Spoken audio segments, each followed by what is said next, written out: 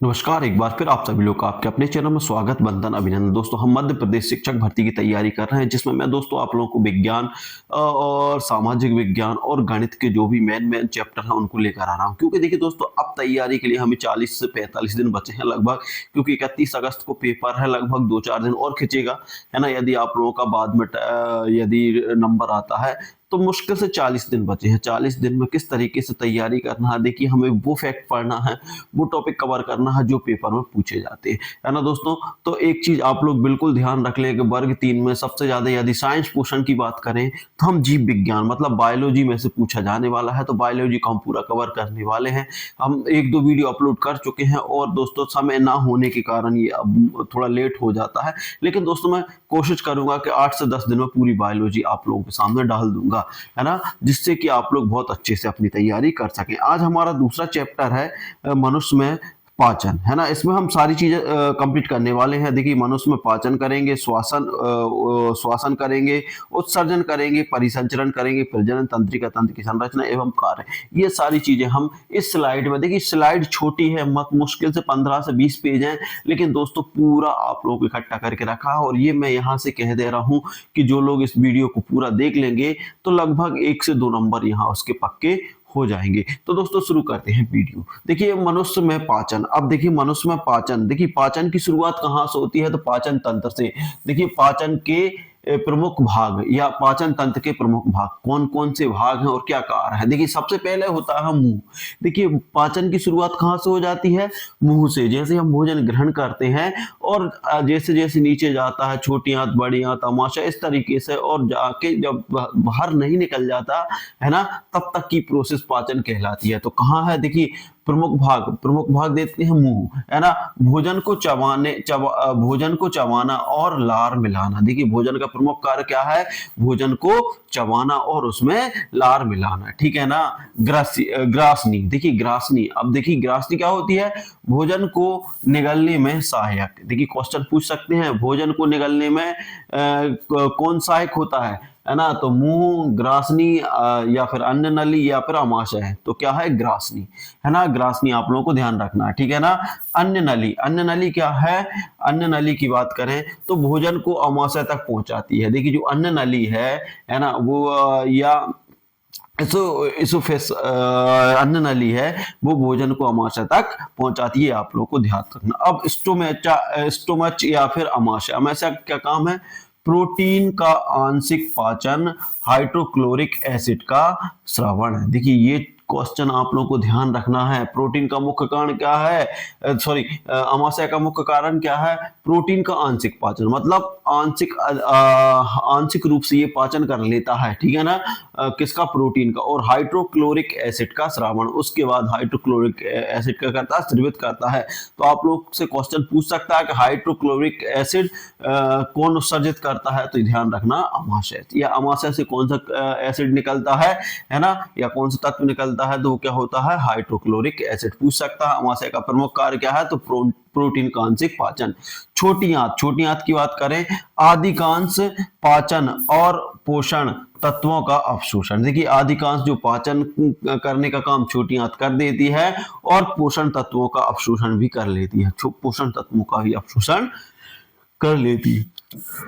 बड़ी आंत की बात करें तो जल अवशोषण और मल का निर्माण करना। देखिए, जो बड़ी आंत का काम क्या है, बड़ी का काम क्या है, जल का अवशोषण करेगी और उसके बाद मल का निर्माण करेगी। मल मतलब जो वेस्टेज चीज रहता है हमारा, उसका निर्माण कौन करेगी, बड़ी आंत करेगी। उसके बाद गुदा की बात करें, एनस की बात करें तो मल का निष्कासन। तो ये प्रक्रिया है, ठीक है ना, आप लोगों को ध्यान रखना है।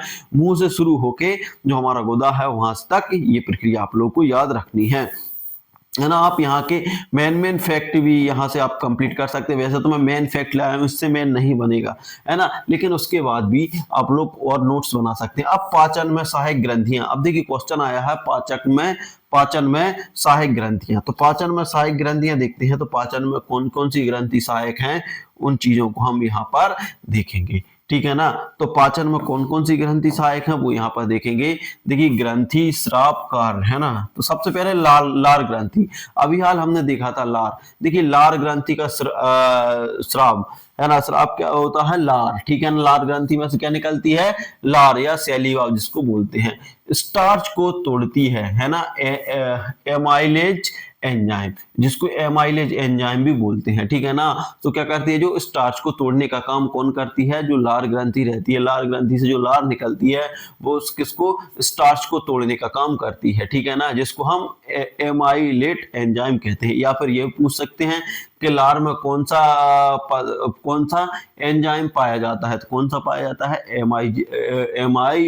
एमाइलेज एंजाइम, ठीक है ना। आप लोग को याद करना। अब उसके बाद आती है यकृत। यकृत, यकृत मतलब लीवर।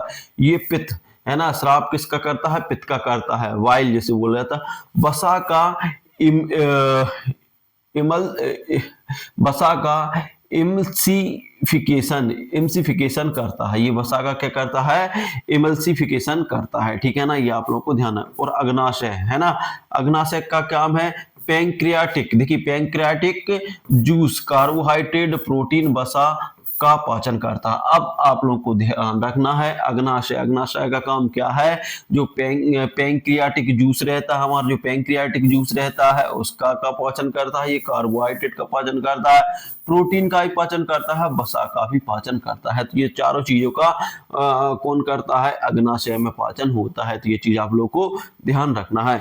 अब हम देखते हैं प्रमुख एंजाइम और उनके कार्य। देखिए प्रमुख एंजाइम और उनके कार्य, प्रमुख एंजाइम है उनके कार्य। देखिए एंजाइम और कहाँ पाया जाता है, ठीक है ना। देखते हैं सिलेवरी। देखिए सिलेवरी एमाइलेज, सिलेवरी एमाइलेज जो कहाँ पाया जाता है, स्टार्च को मल्टोज में बदलता है। देखिए क्या है, इस एंजाइम का काम क्या है, जो सिलेवरी एंजाइम एमाइलेज है उसका कार्य क्या है, स्टार्च को मल्टोज में बदलता है। तो देखिए अब क्वेश्चन पूछ लेगा स्टार्च को मल्टोज में कौन बदलता है, तो एमाइलेज बदलता है, ठीक है ना। और कहाँ, अब ये कहाँ पाया जाता है, तो ये मुंह में पाया जाता है, ठीक है ना। जो हमारी लार ग्रंथि लार रहती है उसमें एमाइलेज पाया जाता है। अब पेप्सिन, पेप्सिन की बात करें, प्रोटीन को पेप्टाइन में तोड़ता है। तो ये आप लोग याद रख लें, पेप्सिन, पेप्सिन से पेप्टाइन, है ना। तो प्रोटीन को किस में तोड़ेगा, पेप्टाइन में तोड़ता है, ठीक है ना। और ये कहाँ पाया जाता है, अमाशय में पाया जाता है। देखिए पेप्सिन कहाँ पाया जाता है, अमाशय में। लिपेज, लिपेज की बात करें, वसा को फैटी एसिड वे ग्लिसरॉल में तोड़ता है। देखिए जो लिपेज रहता है, जो वसा को किसमें, फैटी एसिड में तोड़ता है और ग्लिसरॉल में तोड़ता है। ये कहाँ पाया जाता है, छोटी आंत में। तो याद रखना लिपेज कहाँ पाया जाता है, छोटी आंत में। अमाशय में पेप्सिस पाया जाता है, मुंह में क्या पाया जाता है, एमाइलेज पाया जाता है। और उसके बाद बात करते हैं ट्रिप्सिन। ट्रिप्सिन कहाँ पाया जाता है, पेप्टाइड को एमिनो एसिड में बदल जाता है। जो पेप्टाइड रहता है उसको एमिनो एसिड में बदलता है कौन, ट्रिपिड। ट्रिपिड ये कहाँ पाया जाता है, ये छोटी आंत में पाया जाता है। देखिए छोटी आंत में तीन जो आपके पाए जाते हैं, एंजाइम पाए जाते हैं, ठीक है ना। कौन कौन सा, देखिए लिपेज, ट्रिप्सिन और माल्टोज सुक्रोज फ्रैक्टोज, है ना। माल्टोज सुक्रोज फ्रैक्टोज, ये इतने एंजाइम आप लोगों को। देखिए माल्टोज सुक्रोज फ्रैक्टोज ये का शर्करा का पाचन करता है और ये भी छोटी आंत में पाया जाता है। तो क्वेश्चन पूछ सकता है कि इनमें से कौन सा छोटी आंत में नहीं पाया जाता। तो देखिए ये भी दे देंगे, लिपेज दे देंगे, ट्रिपेज दे देंगे, माल्टोज दे देंगे और यहाँ पर पेप्सिन दे देंगे। तो आप लोगों को यदि याद रहेगा तो आप लोग वहां पर लगा पाएंगे, ठीक है ना। अब बात करते हैं परीक्षा में बार बार पूछे जाने वाले तथ्य। देखिए परीक्षा में बार बार पूछे जाने वाले तथ्य कौन सा, पाचन तंत्र की सबसे छोटा अंग। देखिए पाचन तंत्र का सबसे लंबी, पाचन तंत्र की सबसे लंबी अंग कौन सी है, छोटी आंत। जिसे छोटी आंत बोलते हैं वो वास्तविकता में बहुत बड़ी रहती है ना, लगभग 6 मीटर होती है, 6 मीटर, है ना। देखिए जो छोटी आंत रहती है वो इस तरीके से, देखिए इस तरीके से ऐसे ऐसे गुच्छा करके बनी रहती है, ऐसे ऐसे डली रहती है ना। और जो बड़ी आंत रहती है वो मोटी रहती है, इसलिए, है ना। तो आप लोगों को ध्यान रखना है, ठीक है। तो पाचन तंत्र की सबसे लंबी अंग कौन सा है, छोटी आंत, आप लोगों को याद रखना। और लगभग 6 मीटर इसकी लंबाई होती है। कितनी होती है दोस्तों, 6 मीटर इसकी लंबाई होती है, आप लोगों को याद रखना। लार में पाया जाने वाला एंजाइम, तो देखिए सिलेवरी एमाइलेट, ये ध्यान रखना है, जिसे टाइलिन भी बोला जाता है। सिलेवरी एमाइलेट, है ना, सिलेवरी एमाइलेट या टाइलिन किस में पाया जाता है, लार में पाया जाता है, ठीक है ना। वसा का पाचन आरंभ होता है, वसा का पाचन कहां से होता है, तो ये छोटी आंत में होता है। देखिए वसा का पाचन कहाँ से होता है? छोटी आंत से। प्रोटीन का पाचन प्रारंभ होता है अमाशय में, ध्यान रखना है। मुख्य पाचन स्थान छोटी आंत। देखिए मुख्य पाचन स्थल कौन सा है? छोटी आंत। तो आप लोगों को ध्यान रखना है पाचन तंत्र की सबसे लंबा अंग कौन सा होता है? छोटी आंत होता है। देखिए छोटी आंत का बहुत सारा काम रहता है। छोटी आंत में 4 एंजाइम पाए जाते हैं आपको, ठीक है ना? ये भी आप लोग को ध्यान रखना है। इस तरीके से हम ये इसको कंप्लीट कर चुके हैं। अब इसके बाद आते हैं हम, देखिए पित्त। अब पाते हैं पित्तरस कहाँ। अब इसके बाद देखते हैं पित्तरस कहाँ बनता है। नेक्स्ट हमारा है पित्तरस कहाँ बनता है, तो ये यकृत लीवर में बनता है, ठीक है ना? पित्तरस कहाँ बनता है? तो यकृत या लीवर में बनता है, ठीक है ना? उसके बाद पित्तरस कहाँ संचलित होता है ना, संचित होता है, तो ये पित्ताशय में होता है। पित्तरस पित्ताशय, ध्यान रखना ना, पित्तरस पित्ताशय आप लोग याद रखें। पाचन की क्रिया का अंतिम उत्पाद। देखिए पाचन क्रिया का अंतिम उत्पाद क्या होता है? अंतिम उत्पाद में क्या? कार्बोहाइड्रेट ग्लूकोज में बदल जाता है, प्रोटीन एमिनो अम्ल में बदल जाता है, और वसा फैटी एसिड और ग्लिसरॉल में बदल जाता है। तो ये आप लोगों को ध्यान रखना है, ठीक है ना? जो पाचन क्रिया का अंतिम उत्पादन क्या होता है? जो कार्बोहाइड्रेट रहता है वो किसमें बदलता है? ग्लूकोज में। प्रोटीन एमिनो अम्ल में बदल जाता है, वसा फैटी एसिड और ग्लिसरॉल में बदल जाता है। तो आप लोगों को ध्यान रखना है। पाचन के बाद पोषण तत्वों का अवशोषण। देखिए जो पाचन के बाद पोषण तत्वों का अवशोषण छोटी आंत की बिली द्वारा होता है। देखिए छोटी आंत की जो बिली है उसके द्वारा होता है। पाचन के बाद पोषण तत्वों का अवशोषण, जो पोषण तत्व है उनका अवशोषण कहाँ से होता है? तो छोटी आंत की बिली, है ना, बिली द्वारा होता है, बिली द्वारा होता है। अपशिष्ट पदार्थों का निष्कासन, है ना, गुदा के माध्यम से होता है। तो ये आप लोगों को याद रखना है, गुदा या एनएस के माध्यम से जो अवशोषित पदार्थ हैं उनका निष्कासन गुदा या किसके द्वारा? एनएस के माध्यम से होता है। अब याद रखने की ट्रिक आप लोग यहां से कर, देखिए मुंह में मीठा, पेट में प्रोटीन, आंत में सब कुछ पचता है। देखिए मुंह में मीठा, ठीक है ना, मुंह में मीठा आप लोग याद रख सकते हैं, ठीक है ना? पेट में प्रोटीन। देखिए मुंह में जो मीठा रहता है ना, तो मुंह से अपन खाते हैं, है ना, तो मुंह में जो टाइलिन अपनी ग्रंथि वो रहती है तो उसके द्वारा हम उसको तोड़ देते हैं। मतलब मीठा मतलब तोड़ना हो सकता है। पेट में प्रोटीन, प्रोटीन मतलब पेट में क्या पचता है? प्रोटीन, और आंत में सब कुछ पचता है। तो ये आप लोगों को याद रखना है, ठीक है ना? अब उसके बाद आते हैं अब श्वासन। देखिए अब आते हैं श्वासन। अब हमारा दूसरा जो वो है श्वासन। देखिए हमने वो कंप्लीट कर लिया है ना? ये आपके मेन फैक्ट हैं। पाचन में हमने शुरू कर दिया है। अब उसके बाद आते हैं हम श्वासन। श्वासन में क्या? देखिए श्वासन, है ना, श्वासन वह प्रक्रिया जिसमें ग्लूकोज को ऑक्सीजन की उपस्थिति में तोड़कर ऊर्जा एटीपी प्राप्त की जाती है। देखिए श्वसन में क्या होता है कि वह प्रक्रिया जिसमें ग्लूकोज को ऑक्सीजन की उपस्थिति में, देखिए ग्लूकोज को किसकी उपस्थिति में? ऑक्सीजन की उपस्थिति में तोड़कर, है ना, तो जब हम ग्लूकोज को तोड़ते हैं तो उससे ऊर्जा निकलती है, किसमें? एटीपी में जो ऊर्जा प्राप्त की जाती है, ठीक है ना? अब यहां बताया ग्लूकोज ऑक्सीजन इन दोनों की उपस्थिति में जब इसे तोड़ा तो कार्बन डाइऑक्साइड जल ऊर्जा एटीपी के रूप में निकल गई। ये चीजें निकल जाती है। तो ये सूत्र भी आप लोगों को याद रखना है। ग्लूकोज प्लस ऑक्सीजन जब क्रिया करते हैं, जब दोनों मिलते हैं तो क्या बनता है? कार्बोहाइड्रेट, कार्बन डाइऑक्साइड बनता है ना, फिर उसके बाद एक जल बनता है और ऊर्जा निकल जाती है एटीपी के रूप में। इसको हम प्रकाश संश्लेषण क्रिया भी कह सकते हैं। देखिए श्वसन के प्रकार। अब इसके बाद देखते हैं हम श्वसन के प्रकार, ठीक है ना? श्वसन के प्रकार, श्वसन के प्रकार कितने हैं? प्रकार एवं विवरण। देखिए एरोबिक श्वसन, एरोबिक श्वसन क्या होता है? ऑक्सीजन की उपस्थिति में होता है। जो एरोबिक श्वसन रहता है ना, वो ऑक्सीजन की उपस्थिति में होता है, अधिक ऊर्जा उत्पन्न होती है। देखिए एरोबिक श्वसन ऑक्सीजन की उपस्थिति में होता है और अधिक ऊर्जा उत्पन्न होती है। ये आप लोगों को ध्यान रखना है। और उसके बाद एन एरोबिक श्वसन। देखिए एक है एन एरोबिक, देखिए एरोबिक श्वसन और एन एरोबिक श्वसन ऑक्सीजन की अनुपस्थिति में होता है, कम ऊर्जा बनती है। तो ये आप लोग याद रख लें। उसका उदाहरण है ऐसे ईस्ट, है ना, ईस्ट की बात हो रही है, उदाहरण ईस्ट है। देखिए एरोबिक श्वसन में क्या होता है? ऑक्सीजन की उपस्थिति में होता है और अधिक ऊर्जा उत्पन्न होती है। और एनारोबिक में क्या होता है? ऑक्सीजन की अनुपस्थिति में होता है और कम ऊर्जा उत्पन्न होती है। उसके बाद देखते हैं मनुष्य में श्वसन तंत्र के अंग। देखिए मनुष्य के श्वसन तंत्र के अंग, मनुष्य में श्वसन तंत्र के अंग कौन कौन से अंग हैं और कारण है, ध्यान रख लेना। देखिए नाक श्वसन का, हवा को फिल्टर करना, गर्म करना। देखिए जो हवा रहती है उसको क्या करता है, नाक हमारी फिल्टर करती है और उसको गर्म करती है, ठीक है ना। ग्रासनी, जो ग्रासनी रहता है हमारा, हवा को श्वास नली की ओर भेजता है। जो ग्रासनी रहता है वो हवा को क्या करता है, श्वास नली, अपनी जो सांस लेते हैं वहां तक भेजता है। और कठनली, कठनली की बात करें, स्वर उत्पन्न करता है। जो कंठनली रहती है, जैसे सॉरी कंठनली रहती है, वॉइस बॉक्स जिसे बोला जाता है, स्वर उत्पन्न करता है, ठीक है ना। जैसे हम लिरिक्स भी बोल सकते हैं। श्वासनी है ना, श्वास नली, श्वास नली फेफड़ों तक वायु पहुंचाती है। जो श्वास नली रहती है वो फेफड़ों तक वायु पहुंचाती है। श्वास नली ब्रोकाई, श्वास नली ब्रोकाई हवा को दाएं बाएं फेफड़ों में बांटता है। तो आप लोग याद रख लेना, जो श्वासनी ब्रोकाई रहता है वो हवा को दाएं बाएं बांटता है। और फेफड़े, फेफड़े क्या करते हैं, गैसों का आदान प्रदान, मतलब कार्बन डाइऑक्साइड और ऑक्सीजन दोनों का, है ना। कार्बन डाइ जब जिसकी जरूरत पड़ती है वो सब चीजें करती है। तो ये अपने श्वसन के अंग है, ये आप लोग को याद रख लेना। श्वसन तंत्र के अंग है ना।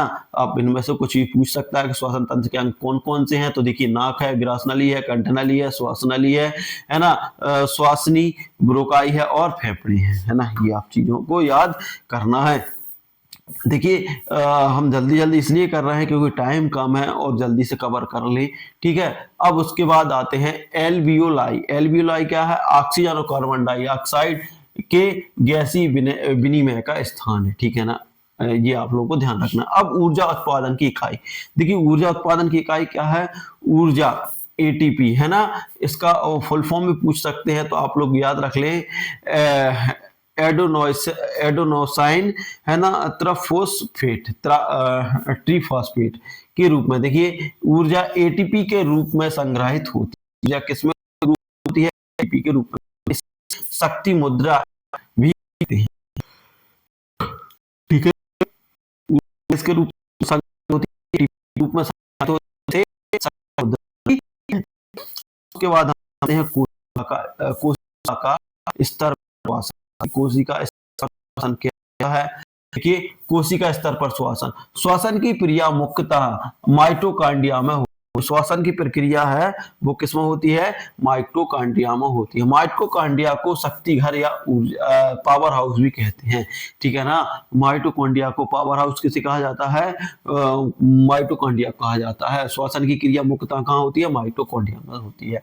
अब श्वसन संबंधित उपयोगी तथ्य, अब श्वसन संबंधी उपयोगी तथ्य कौन कौन से हैं उनको हम देखने वाले। देखिए पूरे आईएमपी फैक्ट हैं, है ना। इन्हीं फैक्टों में से आप लोगों को 100% पूछा जाएगा। मनुष्य की सामान्य श्वसन दर, देखिए लगभग 12 से 20 श्वसन प्रति मिनट। देखिए एक मिनट में कितने, 12 से 20 या 12 या 20 में श्वसन करता है एक मिनट में, है ना। बात करें मनुष्य के श्वसन दर, ठीक है ना। देखिए उससे कंफ्यूज मत हो ना कि हमारा जो दिल 120 बार धड़कता है, ये श्वसन की बात हो रही है। अपन बैठ जाते हैं ना और अपन नाक से अपने सांस लेते हैं और छोड़ते हैं, ये क्रिया 12 से 20 बार होती है प्रति मिनट में। फेफड़ों में गैसों का आदान प्रदान कैसे होता है, एल्वियोलाई में, एल्वियोलाई में होता है। फेफड़ों के गैस का आदान प्रदान किसमें होता है, एल्वियोलाई में होती है। स्वर यंत्र, स्वर यंत्र क्या है, कंठ नली में स्थिर होता है। स्वर यंत्र कहाँ होता है, कंठ नली में स्थिर होता है। फेफड़े के दाएं बाएं दो भागों में विभाजित होते हैं। देखिए फेफड़े कैसे होते हैं, दो भागों में विभाजित होते हैं, दाएं और बाएं में। दायां फेफड़ा के 3 खंड होते हैं और बायां फेफड़ा के 2 खंड होते हैं। टोटल फेफड़ों की बात करें तो 5 खंडों में बटे होते हैं, है ना। जो दायां रहता है, दाएं ऊपर, देखिए ऐसे याद कर सकते हैं, जो दाएं फेफड़े रहते हैं, जैसे दाएं हाथ है, दाएं हाथ पे ज्यादा लोड पड़ेगा इसलिए यहाँ पे 3 है ना। बायां हाथ है तो बाएं हाथ में कम लोड पड़ेंगे इसलिए 2 है, ठीक है ना। आप यहाँ से भी श्वास में ली जाने वाली गैस, जो श्वसन है उसमें ली जाने वाली गैस क्या है, ऑक्सीजन, ठीक है ना। श्वसन में निकाली जाने वाली गैस कार्बन डाइऑक्साइड, ये तो आप लोगों को याद होगा। लारिंक्स, लारिंक्स बोलने में सहायक होती है, जो लेरिक्स रहते हैं वो बोलने में सहायक होते हैं। फेफड़े रक्त को ऑक्सीजन युक्त बनाते हैं। जो फेफड़े रहते हैं हमारे वो रक्त को क्या करते हैं, रक्त को ऑक्सीजन युक्त बनाते हैं, रक्त में ऑक्सीजन मिला देते हैं, ठीक है ना। एल्वियोलाई में रक्त कोशिकाएं देखिए एल्वियोलाई में रक्त कोशिकाएं ऑक्सीजन संग्रहण करती हैं और कार्बन डाइऑक्साइड छोड़ती हैं। ये चीजें आप लोगों को याद रखना है, बहुत महत्वपूर्ण फैक्ट है कि एल्वियोलाई में रक्त कोशिकाएं क्या करती हैं, ऑक्सीजन का ग्रहण करती हैं और कार्बन डाइऑक्साइड छोड़ती हैं। तो पूछ लेगा कौन सी कोशिका में ऑक्सीजन का ग्रहण होता है और कार्बन डाइऑक्साइड छोड़ी जाती है, तो एल्वियोलाई में। श्वसन नियंत्रण केंद्र, श्वसन नियंत्रण केंद्र क्या है, मस्तिष्क का मेंडुला भाग। देखिए जो श्वसन का नियंत्रण का होता है वो कहाँ होता है, मस्तिष्क के मेंडुला भाग में होता है, ठीक है ना। उसके बाद अब देखिए परीक्षा की दृष्टि से देखे जाए तो नाक, गला, कठनली, है ना, श्वासनी, ब्रोकाई, फेफड़ा, एल्वोलाई, यही है हवा के मार्ग का क्रम। देखिए हवा के मार्ग का क्रम क्या है, सबसे पहले याद रख लेना, नाक, गला, कंठनली, है ना, श्वासनी, ब्रोकाई, फेफड़ा, एल्वोलाई, ठीक है ना। अब अन्य तथ्य के लिए क्या है, क्लोरोफिल वाले, देखिए क्लोरोफिल वाले जीव ऑक्सीजन उत्पन्न करते हैं लेकिन खुद भी श्वसन करते हैं। देखिए जो क्लोरोफिल वाले जो जीव रहते हैं, है ना, जो क्लोरोफिल वाले जीव रहते हैं वो क्या करते हैं, खुद ऑक्सीजन उत्पन्न करते हैं लेकिन खुद भी श्वसन करते हैं। देखिए श्वसन की क्रिया उनमें भी होती है। उसके बाद बात करें हम, पादपों में रात को केवल श्वसन होता है। देखिए जो पादप जो रहते हैं उनमें सिर्फ रात को श्वसन होता है, प्रकाश संश्लेषण नहीं, ठीक है ना। रात में श्वसन होता है, प्रकाश संश्लेषण नहीं होता, ठीक है ना। तो आप लोग याद रख लें कि जो पादप रहते हैं, पेड़ पौधे रहते हैं, वो दिन में क्या करते हैं, प्रकाश संश्लेषण करते हैं लेकिन रात में श्वसन करते हैं। इसलिए कहा जाता है कि दिन में क्या करते हैं, पेड़ पौधे कार्बन डाइऑक्साइड अपने अंदर लेते हैं। दिन में कार्बन डाइऑक्साइड मतलब जो CO2 रहती है उसको लेते हैं, किसमें, दिन में, और कौन सी क्रिया करते हैं, प्रकाश संश्लेषण की क्रिया करते हैं। जबकि रात में क्या करते हैं, इनमें होता है श्वसन। जब इनमें श्वसन होगा तो ये कार्बन डाइऑक्साइड ग्रहण करते हैं, ये भी, ठीक है ना। तो आप लोगों को ध्यान रखना है, क्वेश्चन आ जाए तो पेड़ कार्बन डाइऑक्साइड का ग्रहण कब करते हैं, तो रात में करते हैं, ठीक है ना, सॉरी रात में ऑक्सीजन का ग्रहण किया जाता, सॉरी ऑक्सीजन का, है ना। दिन में तो कार्बन डाइऑक्साइड दिन में लिया जाता है और जब श्वसन क्रिया होती है तो इन्हें भी ऑक्सीजन की आवश्यकता होती है। तो ऑक्सीजन का ग्रहण कब करते हैं, ये रात में करते हैं, ठीक है ना। श्वसन ऊर्जा निर्माण, जबकि देखिए जो श्वसन है ऊर्जा निर्माण है, जबकि श्वसन तंत्र शारीरिक अंगों का समूह है। तो यह आप लोग याद रख लें कि जो श्वसन है वो ऊर्जा निर्माण है, ठीक है ना, और जबकि श्वसन तंत्र क्या है, शारीरिक अंगों का समूह है। अब उत्सर्जन क्या है, देखिए उत्सर्जन क्या है, उत्सर्जन की बात करें तो वह प्रक्रिया जिसके द्वारा शरीर में अवांछनीय एवं विषैले अपशिष्ट पदार्थ जैसे यूरिया, अमोनिया को बाहर निकाला जाता है, वो क्या कहलाता है, उत्सर्जन कहलाया जाता है, ठीक है ना। तो आप लोग ध्यान रख लें।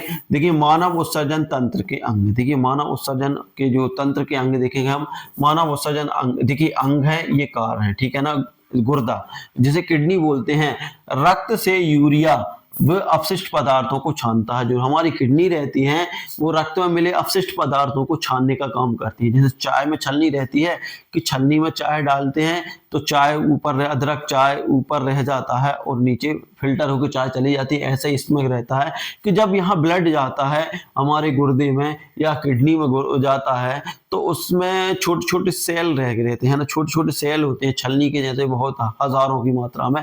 तो उनसे जब ब्लड जाता है तो अपशिष्ट पदार्थों को वो बाहर निकाल देता है और दोस्तों हमारी जो मूत्र नली रहती है उसकी थैली में इकट्ठा कर देता है और बाकी ब्लड को शुद्ध कर देता है और ब्लड का संचालन हो जाता है, ठीक है ना। तो मूत्रवाहिनी का मूत्र को गुर्दे में मूत्राशय तक पहुंचाना, ठीक है ना।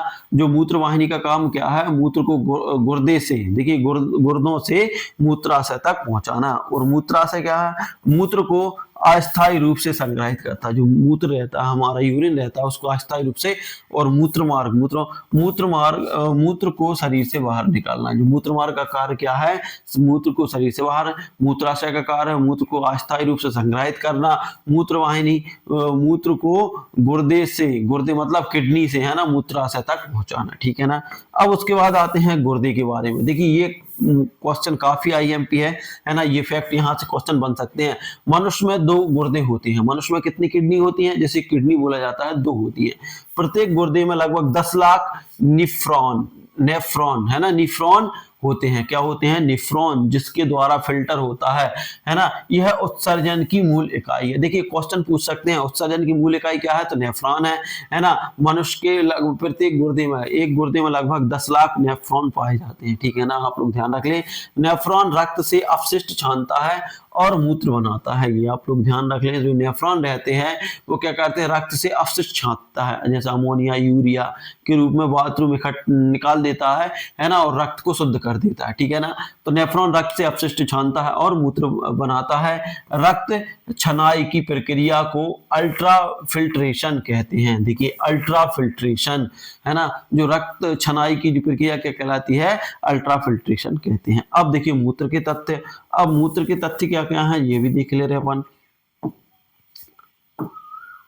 सॉरी, मूत्र के तथ्य, मूत्र का मुख्य घटक पानी 95%। देखिए मूत्र में जो रहता है, हमने अपनी बाथरूम रहती है उसमें 95% क्या रहता है, पानी रहता है। यूरिया, लवण आदि होते हैं। 95% पानी, यूरिया, लवण आदि होते हैं। सामान्यतः एक व्यक्ति प्रतिदिन 1.5 लीटर मूत्र उत्सर्जित करता है, मतलब 1.5 लीटर के लगभग तो करता है ना। इसलिए तो कहते हैं कि दिन में 3 लीटर पानी पीना चाहिए। जितना पानी पियोगे उतना आप लोग मूत्र उत्सर्जन मूत्र आपका निर्माण होगा और निकलेगा, जिससे आप लोगों की बॉडी उतनी स्वस्थ रहेगी, ठीक है ना। मूत्र पीला रंग है ना, यूक्रोक्रोम नाम ध्यान रख लेना।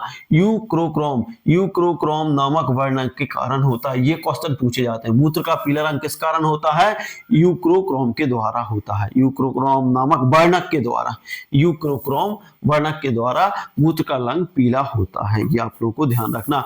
उत्सर्जन से संबंधित अन्य अंग, देखिए अब उत्सर्जन से संबंधित अन्य अंग कौन से अंग, उत्सर्जन पदार्थ। त्वचा की बात करें, पसीने के रूप में जल, लवण, यूरिया है। देखिए इनका उत्सर्जन करता है कौन, त्वचा। हमारी जो त्वचा रहती है वो क्या, पसीने के रूप में जल, लवण, यूरिया का, ठीक है ना। फेफड़े है ना, फेफड़े क्या करते हैं, कार्बन डाइऑक्साइड और जलवाष्प का करते हैं उत्सर्जन, ठीक है ना। यकृत लीवर बोलते हैं जैसे, है ना। मृत रक्त कोशिकाओं से बनी पित्त, जो मृत रक्त कोशिकाएं रहती हैं उनसे पित्त बन जाता है, जिसे जहर बोला जाता है ना, पॉइजन बोला जाता है। उसका क्या करता है, ये उत्सर्जन करता है। आंत क्या करता है, अपशिष्ट ठोस पदार्थ मल के रूप में, है ना, अपशिष्ट ठोस पदार्थों का उत्सर्जन करता है। तो इस तरीके से ये करता है, ठीक है ना। अब देखिए, अब इसके बाद बात करते हैं हम, अब इसके बाद बात करते हैं प्रमुख मुख्य, देखिए प्रमुख क्या है, प्रमुख उत्सर्जन पदार्थ और उनके स्रोत, ठीक है ना।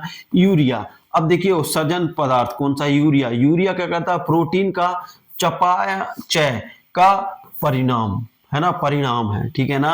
अमोनिया क्या है, मछलियां, उभयचरों में, ठीक है ना, कहाँ कहाँ देखिए। फिर उसके बाद यूरिक अम्ल, कीटों, सरीसृप और पक्षियों में। जो यूरिक अम्ल कहाँ रहता है, कीटों में रहता है, सरीसृप में रहता है, पक्षियों। और कार्बन डाइऑक्साइड कोशीय श्वसन में, जो कोशीय श्वसन रहता है उसमें कार्बन डाइऑक्साइड रहता है। अब इसके बाद देखते हैं हम प्रतियोगी परीक्षाओं के लिए खास तथ्य। देखिए सारी चीजें आप लोगों के लिए लेकर आया हूं, ठीक है ना।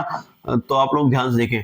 मानव उत्सर्जन तंत्र की इकाई, देखिए क्वेश्चन आ गया, नेफ्रॉन होता है। मानव उत्सर्जन की इकाई का क्या होता है, मानव उत्सर्जन तंत्र की इकाई क्या है, नेफ्रॉन होता है। पसीना किससे निकलता है, त्वचा की स्वेदी ग्रंथियों द्वारा, त्वचा की स्वेदी ग्रंथियों द्वारा क्या निकलता है, पसीना निकलता है। फेफड़ों से क्या उत्सर्जित होता है, फेफड़ों से कार्बन डाइऑक्साइड और जलवाष्प उत्सर्जित होता है। यकृत द्वारा कौन सा पदार्थ उत्सर्जित होता है, यकृत मतलब लीवर की बात कर रहा, ठीक है ना। तो पित्त से और यूरिया का निर्माण में सहायक, ठीक है ना। मूत्र का पीला रंग देखिए किससे आता है, यूक्रोक्रोम द्वारा। वह प्रक्रिया जिससे नेफ्रॉन में मूत्र बनता है, वह प्रक्रिया जिसमें नेफ्रॉन से मूत्र बनता है, जैसे क्या बोलते हैं, अल्ट्रा फिल्ट्रेशन, है ना। पुनः अवशोषण श्रावण, देखिए पुनः अवशोषण श्रावण, अल्ट्रा फिल्ट्रेशन, है ना। वह प्रक्रिया जिसमें नेफ्रॉन मूल बनता है, क्या बोलते हैं, अल्ट्रा फिल्ट्रेशन। ठीक है ना, ये ध्यान रखना ना, पीले रंग वाला, ये मोस्ट आईएमपी है, यूक्रोक्रोम, ठीक है ना। उसके बाद बात करते हैं गुर्दे में रक्त छानने वाली संरचना, क्या बोलते हैं इसको, ब्राउन कैप्सूल, ब्राउन कैप्सूल बोलते हैं। रक्त में गुर्दे में रक्त छानने की प्रक्रिया क्या कहलाती है, वॉमेंस कैप्सूल, वॉमेंस कैप्सूल कहलाती है, ठीक है ना। अत्यधिक पसीना निकलना शरीर से किस चीज को कम करता है, जल लवण को, ठीक है ना। जब ज्यादा पसीना निकलता है तो जल लवण को कम करता है, ठीक है ना। उसके बाद बात करते हैं हम अगला, अब हमारा है इसको याद भी कर सकते हैं आप लोग, याद कर सकते हैं, ट्रिक से भी याद कर सकते हैं। गुर्दा मूत्र बनाए, मूत्र वाहिनी पहुंचाए, मूत्राशय सहेजे, मूत्र मार्ग बाहर निकाले, ऐसे भी। अब हमारा है अगला, परिसंचरण क्या है। देखिए परिसंचरण क्या है, तो हम बात कर रहे हैं परिसंचरण, वह प्रक्रिया जिसके द्वारा रक्त, पोषण तत्व, ऑक्सीजन, हार्मोन्स, अपशिष्ट पदार्थ शरीर के विभिन्न अंगों तक पहुंचाए या हटाए जाते हैं, उसे क्या बोलते हैं, परिसंचरण बोलते हैं। परिसंचरण के अंग कौन कौन से हैं, तो अब देखते हैं परिसंचरण के अंग कौन कौन से हैं, तो ये भी हम यहाँ पे देख ले रहे हैं। देखिए अंग, हृदय, जैसे हार्ट बोला जाता है, रक्त को पंप करना, रक्त को क्या करता है, हार्ट पंप करता है। उसके बाद बात करते हैं रक्त, रक्त क्या करता है, पोषक तत्व, गैसों का परिवहन, जो पोषक तत्व रहते हैं गैसों का परिवहन रक्त करता है, ठीक है ना। रक्त नलिकाएं, रक्त नलिकाएं क्या करती हैं, रक्त को पूरे शरीर में ले जाने, है ना, धमनियां, स्राव, कोशिकाएं आदि, ठीक है ना, तो ये काम करती है, ठीक है ना। अब इसके बाद बात करते हैं हम आगे, ठीक है ना, मानव हृदय से जुड़े तथ्य। देखिए मानव हृदय से जुड़े तथ्य, ठीक है ना। अब मानव हृदय से क्या तथ्य जुड़े हैं वो देखेंगे। मानव हृदय से जुड़े तथ्य क्या, मानव हृदय की स्थिति, देखिए बाएं फेफड़े के नीचे छाती के बीच में, देखिए जो मानव का हृदय कहाँ रहता है, जो अपना बायां फेफड़ा रहता है, बायां फेफड़ा रहता है ना, उसके नीचे और छाती के बीच में ये हमारा हृदय होता है। 4 कोष्ठ होते हैं हृदय में, कितने कोष्ठ होते हैं, 4, 2 अलिंद होते हैं, 2 निलय होते हैं, ठीक है ना, ध्यान रखना।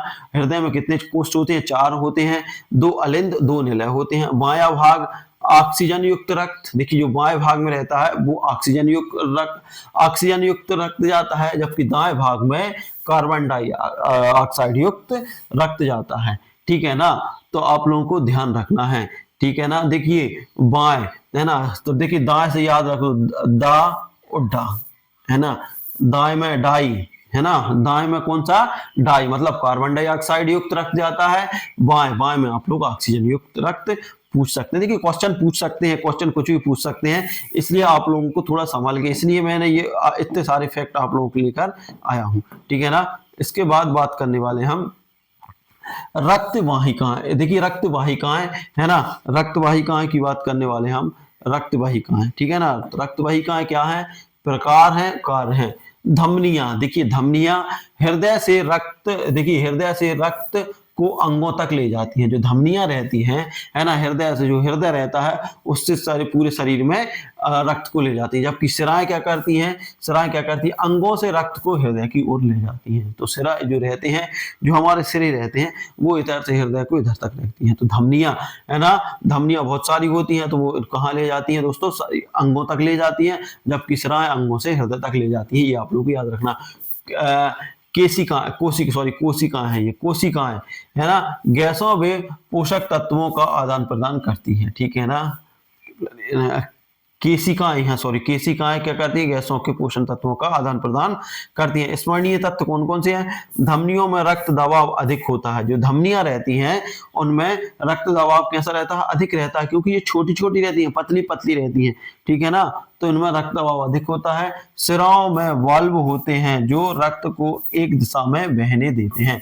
सिराओं में, अब क्वेश्चन पूछ सकता है वाल्व किस में पाए जाते हैं, रक्त धमनी में, सिराओं में, तो सिराओं में वाल्व पाए जाते हैं, ठीक है ना। इनमें दबाव अत्यधिक कम होता है, जबकि, ठीक है ना, तो आप लोगों को ध्यान रखते जाना। रक्त के घटक, देखिए मोस्ट आईएमपी है, रक्त के घटक, रक्त के घटक क्या है, घटक कार्य, लाल रक्त कणिका जिसे आरबीसी बोला जाता है, ऑक्सीजन का परिवहन, ये ऑक्सीजन का परिवहन करते हैं, हीमोग्लोबिन के कारण लाल रंग। देखिए क्वेश्चन पूछा जाता है लाल रक्त कणिकाओं में लाल रंग किस कारण होता है, तो हीमोग्लोबिन के कारण होता है। इनका मुख्य कार्य क्या है, ऑक्सीजन का परिवहन करना होता है। श्वेत रक्त कणिकाएं, है ना, जिसे व्हाइट ब्लड सेल भी कहा जाता है, रोगों से लड़ता है, प्रतिरक्षा प्रतिरक्षा करता है ना।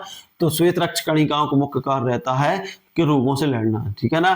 प्लेटलेट्स, प्लेटलेट्स होता है रक्त का थक्का जमाना, जैसे चोट लग जाती है तो कुछ देर तक अपन दबा के रखते हैं तो ब्लड बाहर नहीं आता, तो वो सारी क्रिया कौन करता है? प्लेटलेट्स करता है, ठीक है ना। प्लाज्मा, प्लाज्मा क्या करता है? पोषक तत्व, हार्मोन्स आदि का परिवहन करता है। प्लाज्मा क्या करता है? पोषक तत्वों का हार्मोन, पोषक तत्व हार्मोन्स आदि का परिवहन करता है। अब परीक्षा की दृष्टि से देख लेते हैं, है ना। अन्य तथ्य, मनुष्य का रक्त परिसंचरण का प्रकार कैसा होता है? द्विचर परिसंचरण होता है ना। रक्त का परिसंचरण कैसा होता है? द्विचर होता है, ठीक है ना। हृदय को नियंत्रित करने वाला केंद्र मेडुला ऑब्लोंगाटा, है ना, गाढ़ा मेडुला अब्लोगाडा है, मस्तिष्क का भाग है, ठीक है ना। हृदय की धड़कन की समय दर 72 बार प्रति मिनट। देखिए 72 बार प्रति मिनट हृदय धड़कता है मनुष्य, है ना। और यदि श्वसन की बात करें तो 12 से 20 बार लेता है 1 मिनट में मनुष्य, ठीक है ना। मनुष्य में रक्त का सामान्य मात्रा क्या होती है? 5 से 6 लीटर होती है, ठीक है ना। हमारे शरीर में 5 से 6 लीटर होती है, ठीक है। हीमोग्लोबिन की कमी से कौन सा रोग होता है? एनीमिया रोग होता है, ठीक है ना। रक्त समूह की खोज किसने की थी? कार्ल लैंडस्टीनर ने की थी, लैंडस्टीनर ने की थी। रक्त समूह 4 होते हैं, ए बी, देखिए ए बी ओ, ठीक है ना। रक्त समूह कितने होते हैं? एक ए होता है, एक बी होता है, एक ए बी होता है, एक ओ होता है, ठीक है ना। ए बी क्या होगा? सर्वग्राही मतलब कि ये सभी से रक्त ले सकता है, जबकि ओ क्या है? सर्वदाता होता है, ये सभी को रक्त दे सकता है, ठीक है ना। तो ये आप लोगों को ध्यान रखना, ए बी सर्वग्राही रक्त होता है जबकि ओ सर्वदाता होता है। अब उसके बाद आगे देखते हैं, मनुष्य का हृदय मांसपेशियों का अंग होता है। जो मनुष्य का हृदय रहता है वो मांसपेशियों का अंग होता है। अब याद करने की ट्रिक देख लें, धमनी हृदय से दूर जाएं। देखिए धमनी जो क्या होती हैं?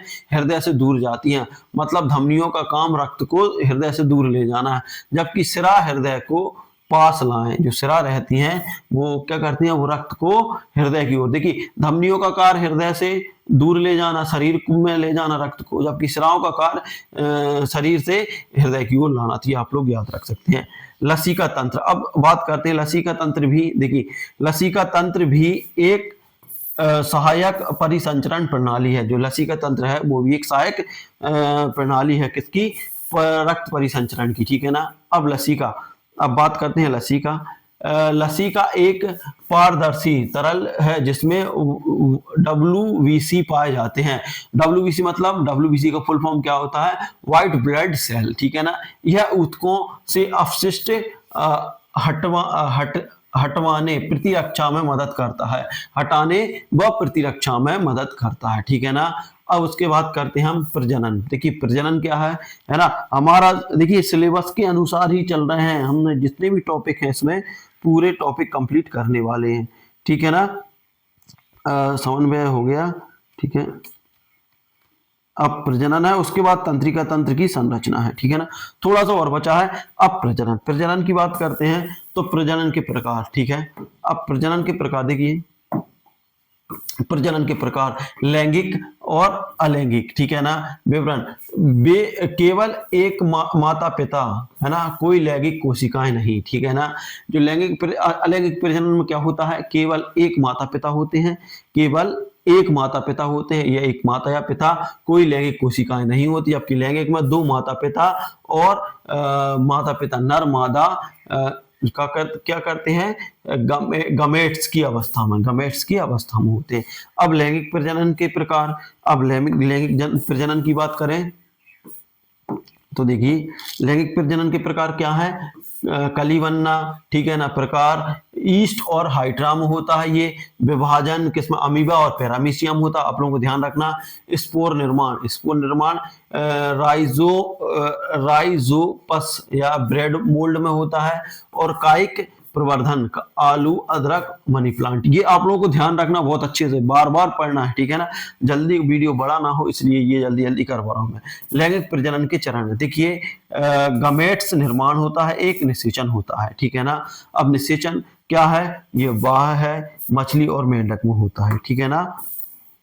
निषेचन मतलब फर्टिलाइजेशन। अब उसके बाद बात करते हैं, देखिए जो बाह्य होता है वो मछली और मेंढक में होता है बाह्य निषेचन, जबकि आंतरिक निषेचन किसमें होता है, मानव और सरीसृप में होता है। ठीक है ना। जाइगोट्स का निर्माण, है ना, भ्रूण विकास और नवजात का जन्म, ठीक है ना, ये होता है। अब मानव प्रजनन का तंत्र, अब बात करते हैं मानव प्रजनन। ठीक है, मानव प्रजनन का तंत्र, मानव प्रजनन का तंत्र क्या है, पुरुष प्रजनन तंत्र के प्रमुख अंग। देखिए वृषण, वृषण क्या होता है, शुक्राणु बनते हैं, वृषण में क्या बनते हैं, शुक्राणु बनते हैं। अंडकोश की बात करें तो वृषण को ढकता है, जो अंडकोश रहता है वो वृषण को ढकता है। वीरवाहिनी, वीरवाहिनी मतलब शुक्राणुओं का परिवहन करता है, जो वीरवाहिनी है वो शुक्राणुओं का परिवहन करता है। लिंग, है ना, शुक्राणु निष्कासन का मार्ग है, शुक्राणु निष्कासन का मार्ग, ठीक है ना। महिला प्रजनन तंत्र की बात करें, अंडा से, अंडा से क्या है, अंडाणु बनाते हैं, ठीक है ना। फेलोपियंस ट्यूब, फेलोपियंस ट्यूब क्या होता है, निषेचन यही होता है, जो फेलोपियंस ट्यूब रहता है उसमें निषेचन क्रिया होती है, ठीक है ना। गर्भाशय, भ्रूण का विकास यही होता है, ठीक है ना, गर्भाशय में भ्रूण का विकास होता है। योनि मार्ग, जन्म निर्माण, है ना, जन्म मार्ग भी भूला जाता है, योनि मार्ग से फिर बच्चे का जन्म होता है। निषेचन और भ्रूण विकास, देखिए निषेचन शुक्राणु अंडाणु जाइगोट्स में होता है, भ्रूण विकसित जाइगोट्स में होता है। गर्भधारण की अवधि मानव में लगभग 9 महीने मतलब या 280 दिन, तो ये आप लोगों को ध्यान रखना है, मानव में 9 महीने या 280 दिन होता है। अब देखिए प्रतियोगिता परीक्षाओं की दृष्टि से यदि हम बात करें तो मानव में निषेचन का स्थान फेलोपियन नली है, फेलोपियन ट्यूब बोल सकते हैं, है ना। लड़का या लड़की किस पर निर्भर करता है, पुरुष के शुक्राणु एक्स और वाई पर। देखिए पुरुष में जो पाए जाते हैं, देखिए जो पुरुष रहता है उसके पास 2 शुक्राणु पाए जाते हैं, एक्स और वाई। और महिला की बात करें तो महिला के पास सिर्फ कौन से शुक्राणु पाए जाते हैं, एक्स एक्स पाए जाते हैं, ठीक है ना। तो उस पर निर्भर करता है। देखिए वाई शुक्राणु मिलने पर लड़का, एक्स शुक्राणु मिलने पर लड़की, ठीक है ना, ये होता है, ठीक है ना। देखिए यदि पुरुष का, देखिए क्या होती है कंडीशन, यदि पुरुष का वाई निकला और महिला के पास तो एक्स है, तो यहाँ पर क्या हो जाएगा, लड़का हो जाएगा, ठीक है ना। और पुरुष का यदि एक्स निकला तो महिला के पास ऑलरेडी एक्स है, तो यहाँ पर लड़की हो जाएगी, ठीक है। तो ये आप लोगों को याद रखना, ठीक है ना। अब शुक्राणु की संरचना, शुक्राणु की संरचना देखिए, शुक्राणु में क्या होता है, सिर होता है, मध्य भाग होता है और पूंछ होती है। कुछ इस तरीके से होता है शुक्राणु का, शुक्राणु की संरचना इस तरीके से होती है, ये और इस तरीके से होती है, ठीक है ना, शुक्राणु की संरचना, जिसमें ये सिर होता है, ये मध्य भाग होता है, ये पूंछ होती है, ठीक है ना। एक बार में एक ही अंडाणु बनता है, ये ध्यान रख लें आप लोग, एक बार में एक ही अंडाणु बनता है, औसतन प्रति माह में एक बार ही अंडाणु बनता है। बच्चे का लिंग निर्धारण कौन करता है, तो ये बच्चे का निर्धारण पिता करता है। मनुष्य में प्रजनन का निर्माण हार्मोन्स द्वारा होता है। पुरुष टेस्टोस्टेरोन और महिला में क्या पाया जाता है, एस्ट्रोजन एवं प्रोजेस्टेरोन, ये आप लोगों को याद रखना है। देखो मनुष्य में कौन कौन से हार्मोन्स पाए जाते हैं, हार्मोन्स द्वारा। मनुष्य में प्रजनन का निर्माण किस हार्मोन्स द्वारा, मनुष्य में पाया जाता है टेस्टोस्टेरोन और महिला में एस्ट्रोजन व प्रोजेस्टेरोन, ये आप लोगों को ध्यान रखना है, ठीक है ना। अब बात करते हैं अन्य रोचक परीक्षा उपयोगी तथ्य। बाह्य निषेचन, बाह्य निषेचन जो क्रिया होती है वो जलचरों में होती है, तो आप लोग ध्यान रख लें कि बाह्य निषेचन क्रिया किसमें होती है, जलचर में। आंतरिक निषेचन क्रिया स्तनधारी पक्षियों में, हाइड्रा में कली बनना एक उदाहरण है अलैंगिक प्रजनन का, ठीक है ना। मनुष्य में द्विलिंगी प्रजनन प्रणाली नहीं होती है, द्विलिंगी नहीं होती, ठीक है ना। कृत्रिम गर्भाधान, है ना, चिकित्सक पद्धति जिसमें संतान उत्पत्ति की जाती है, जो चिकित्सा जो IVF जिसे बोला जाता है, कृत्रिम गर्भाधान मतलब चिकित्सक पद्धति मतलब डॉक्टरों के द्वारा संतान की उत्पत्ति की जाती है। याद करने की ट्रिक ये है आपके पास। अब उसके बाद आते हैं हम तंत्रिका तंत्र, है ना, ये हमारा लास्ट बच्चा है आज का, ये टॉपिक है ना। तंत्रिका तंत्र, तंत्रिका तंत्र क्या होता है, शरीर का वह नियंत्रण तंत्र है जो तुरंत प्रतिक्रिया करता है तथा शरीर की गतिविधियों का समन्वय करता है। तंत्रिका तंत्र के द्वारा स्वयं, यदि आप कांटा चुभाएंगे तो हाथ वहीं पहुंचेगा जहां कांटा चुभ रहा, ये तुरंत प्रतिक्रिया करता है। उसके बाद बात करते हैं तंत्रिका तंत्र की इकाई न्यूरॉन, न्यूरॉन होती है ना, न्यूरॉन होती है, आप लोगों को याद रखना है। तंत्रिका की देखो नेफ्रॉन, देखिए नेफ्रॉन से कंफ्यूज मत हो जाना, नेफ्रॉन जो इकाई है किसकी है, जो अपना किडनी रहती है उसकी, है ना, या ब्लड जो का संचरण होता है उसकी सबसे छोटी इकाई रहती है, शुद्धिकरण होता है, नेफ्रॉन होता है। और न्यूरॉन होती है तंत्रिका तंत्र, जैसे न्यूरोलॉजिस्ट बोलते हैं, इनके डॉक्टर क्या बोलते हैं, तंत्रिका तंत्र वाले को न्यूरोलॉजिस्ट बोलते हैं। देखिए डेट्राइट सूचना ग्रहण करता है, जो सूचना ग्रहण करता है, जो घटक कौन सा, डेट्राइट क्या करता है, सूचना ग्रहण करता है। सेल बॉडी क्या करता है, सूचना को संधातिक करता है, संसाधित करता है। एक्सॉन क्या करता है, सूचना को आगे भेजता है। न्यूरॉन क्या, तंत्रिका तंत्र की इकाई को कहा जाता है। तो आप लोग ध्यान रख लें कि तंत्रिका तंत्र की इकाई क्या है, तो न्यूरॉन आप लोगों की याद रखें। तंत्रिका तंत्र के मुख्य भाग देखिए, तंत्रिका तंत्र के मुख्य भाग क्या क्या होते हैं, मस्तिष्क, रीढ़ की हड्डी और तंत्रिका तंत्र। देखिए मस्तिष्क के कारण मुख्य नियंत्रण केंद्र होता है मस्तिष्क, सभी चीजों का नियंत्रण मस्तिष्क में होता है ना। रीढ़ की हड्डी मस्तिष्क और शरीर के बीच सूचना का आदान प्रदान, जो रीढ़ की हड्डी रहती है मस्तिष्क और जो हमारा शरीर है उसके बीच की सूचना का आदान प्रदान मस्तिष्क द्वारा होता है। तंत्रिका तंत्र संदेश वहन करती है मस्तिष्क शरीर में, और तंत्रिका तंत्र रहती है जो संदेश का वहन करती है। तो आप लोग ध्यान रख लें, मस्तिष्क मुख्य नियंत्रण केंद्र होता है, रीढ़ की हड्डी मस्तिष्क और शरीर के बीच में सूचना प्रदान करती है, क्योंकि रीढ़ की हड्डी यहाँ से यहाँ तक लगी है, ठीक है। और तंत्रिका क्या करती है, संदेश वहन करती है मस्तिष्क और शरीर के बीच में, ठीक है ना। अब मस्तिष्क के प्रकार की बात करें, मस्तिष्क के मुख्य भाग। अब देखिए मस्तिष्क के मुख्य भाग कौन कौन से हैं, मस्तिष्क का मध्य, है ना, सोच समझ का निर्माण, स्मृति, सेरिब्रल, है ना। इनके कार्य क्या है, देखिए मस्तिष्क का जो मध्य भाग उसका क्या है, सोच समझ का निर्माण, स्मृति, ये उसका मध्य भाग है।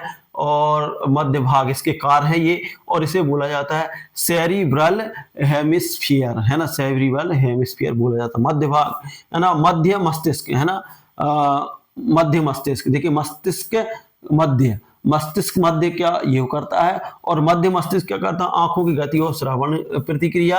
और पश्चिम मस्तिष्क क्या करता है, संतुलन, गति और श्वसन नियंत्रण, इसे सेरिबेलम और मेडुला पोस्ट बोला जाता है, ठीक है ना। मस्तिष्क की सुरक्षा, खोपड़ी की बात करें, हड्डियों का कठोर परत होती है, खोपड़ी में कठोर परत होती है। त्रिस्तरीय आवरण किसमें होता है, 3 झिल्लियां होती हैं मस्तिष्क में, ठीक है ना। सेरिब्रो स्पाइनल, है ना, फ्लूइड ये किसका, झटकों से सुरक्षा देता है। अब तंत्रिका तंत्र के प्रकार, तंत्रिका तंत्र कितने प्रकार की होती है यहाँ पर हम देखने वाले हैं, ठीक है ना। तो तंत्रिका तंत्र के प्रकार क्या है, विवरण। केंद्रीय तंत्रिका तंत्र, ये मस्तिष्क और रीढ़ की हड्डी, है ना। जो केंद्रीय तंत्रिका तंत्र रहती है वो क्या, मस्तिष्क और रीढ़ की हड्डी में वितरण, ठीक है ना। परिधीय तंत्रिका तंत्र, शरीर की तंत्रिकाएं होती हैं। और स्वायत्ता तंत्रिका तंत्र, ये हृदय गति, पाचन, श्वसन आदि नियंत्रण स्वक्रियाशील होती है। अब रिफ्लेक्स क्रिया, अब बात करते हैं हम रिफ्लेक्स क्रिया। तो रिफ्लेक्स क्रिया क्या होती है, रिफ्लेक्स क्रिया, ठीक है ना, यह वह त्वरित स्वतः स्फूर्ति क्रिया है, जैसे उंगली जलने पर पीछे खींचना, इसका संचरण रीढ़ की हड्डी करती है। ये तो आप लोग ध्यान रख लें, है ना। रिफ्लेक्स क्रिया कि अपन ने कहीं उंगली रखी और जल गई तो पीछे खींच लेते हैं, या फिर ऊपर से कुछ गिरा हमने देखा, या फिर हमारे तरफ कुछ आ रहा है तो हम हट जाते हैं, पत्थर किसी ने मारा तो ये रिफ्लेक्स अभिक्रिया होती है ना। ये रीढ़ की हड्डी में होती है, स्पाइनल कॉर्ड, है ना। ये आप लोगों को ध्यान रखना, कहाँ होती है, ये रीढ़ की हड्डी। तंत्रिका तंत्र से संबंधित प्रमुख तथ्य, तंत्रिका तंत्र से संबंधित न्यूरॉल सबसे लंबी कोशिका होती है ना। ये तंत्रिका तंत्र की इकाई भी होती है। मनुष्य का मस्तिष्क भाग का वजन 1.4 किलोग्राम, मतलब 1.5 किलो से कम, मतलब 1.4 किलो के लगभग रहता है। मस्तिष्क की सबसे बड़ी भाग सेरिब्रल हेमिस्फीयर होता है। संतुलन और गति का निर्माण सेरिबेलम में होता है ना। श्वसन और गति का निर्माण मेडुला ऑब्लोंगेटा में होता है। सुनने और देखने की क्रिया नियंत्रित करता है मिड ब्रेन करता है, मतलब मध्य भाग। संदेश वहन करने वाला तंत्र तंत्रिका तंत्र, सबसे तेज संदेश वहन करने वाला जो तंत्र रहता है वो तंत्रिका तंत्र रहता है। तुरंत कांटा चुभा वहां हाथ पहुंच गया, है ना। रक्त मस्तिष्क बाधा, है ना, हानिकारक रसायनों से सुरक्षा, जो रक्त मस्तिष्क बाधा रहता है हानिकारक पदार्थों से सुरक्षा। परीक्षाओं पूछे जाने वाले, अब देखिए तंत्रिका तंत्र की इकाई क्या होती है, न्यूरॉन होती है। तंत्रिका तंत्र की इकाई न्यूरॉन होती है। स्मृति एवं सोच का केंद्र स्मृति मध्यक होता है। रिफ्लेक्स क्रिया को नियंत्रित करता है रीढ़ की हड्डी। रिफ्लेक्स मतलब पत्थर आया हटा लिया, हाथ जला हाथ पीछे के लिया, है ना। संतुलन कौन सी नियंत्रित करता है? सेरिबेलम करता है, सेरिबेलम करता है। संतुलन कौन नियंत्रित करता है? सेरिबेलम करता है। श्रवण और हृदय गति का नियंत्रण मेडुला अब्लोगाटा करता है। और सबसे लंबी कोशिका न्यूरॉल होती है, सबसे लंबी कोशिका न्यूरॉल होती है। तो इस तरीके से दोस्तों ये हमारा जो हमारा दूसरा वो था वो खत्म हो गया है बहुत अच्छे से। और दोस्तों यदि आप लोग इसको कर लेते हैं तो 1 से 2 नंबर आप लोगों को पक्के हो जाते हैं। तो दोस्तों ये था वीडियो, आप लोग को कैसा लगा? अच्छा लगा तो लाइक शेयर कमेंट कर दीजिए। साथ ही अभी तक चैनल पर नए हैं और चैनल को सब्सक्राइब नहीं किया तो प्लीज चैनल को सब्सक्राइब कर लीजिए। मिलते हैं अगली वीडियो में, तब तक लीजिए जय हिंद जय भारत।